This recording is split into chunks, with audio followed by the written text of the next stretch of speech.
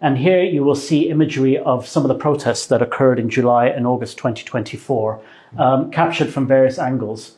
So you see how we have zoomed in on certain key areas here. For example, we have a shooter and trying to triangulate and cross-check the information to see exactly what happened and to verify information that was received from witnesses, victims, and information providers.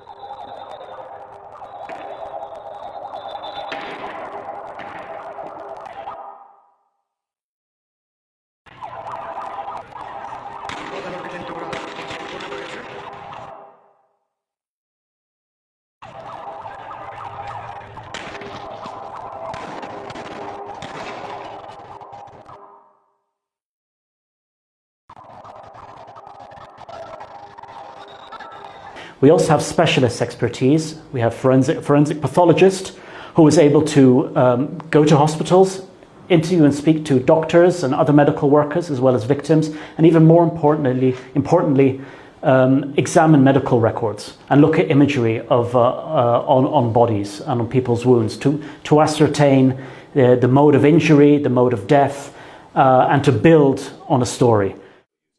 And is it a question of some security forces? One of the key things, very wide use of shotguns for demonstration controls.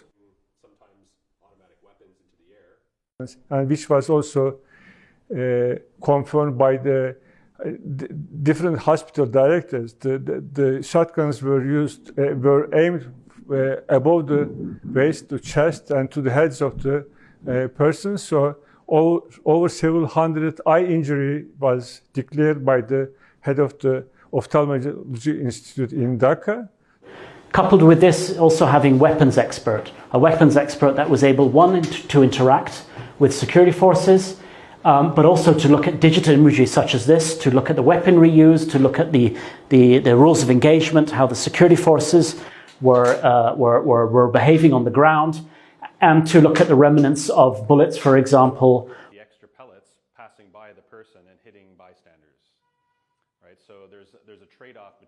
Well, of course, we're looking at issues related to lawful use of force against largely unarmed civilians by different types of security forces. So, understanding how the security forces themselves consider their roles and their functions and their powers in a crowd control situation is very important. So you can actually see the projectiles that are inside here and here, and you can see that they're different. So these are probably understanding what their doctrine is and the tactics that they employ, the way that they describe it to us, which type of weapons are they authorized to use according to their own regulations in certain situations. All of that is important contextual information to understand.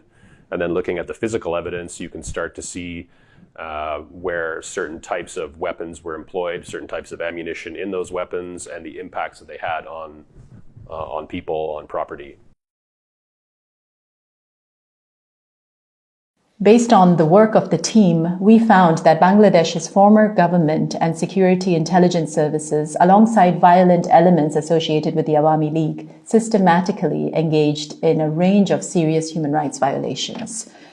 The testimonies and the evidence that we gathered paint a disturbing picture of rampant state violence, targeted killings that are among the most serious violations of human rights and which may also constitute international crimes.